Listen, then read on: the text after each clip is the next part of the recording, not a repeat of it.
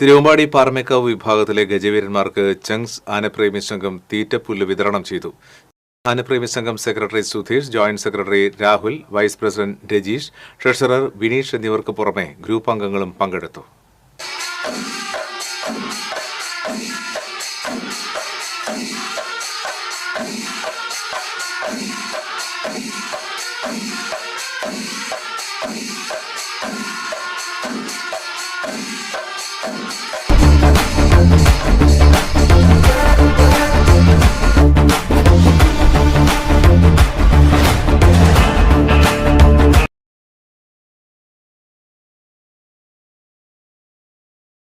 പൂങ്കുന്നം ശിവക്ഷേത്രത്തിൽ ചങ്സ് ആനപ്രേമി സംഘത്തിന്റെ നേതൃത്വത്തിൽ ആനയൂട്ടും ഗജപൂജയും നടന്നു. ക്ഷേത്രം മേൽശാന്തി ശ്രീരാമൻ ഗജപൂജയ്ക്ക് കാർമ്മികത്വം വഹിച്ചു. ദേവസ്വം ഓഫീസർ ഗോപേഷ് ഗജവീരൻ വഴുവാടി കാശിനാഥിന് ആദ്യ ഉരുള നൽകി ആനയൂട്ടിന് തുടക്കം കുറിച്ചു.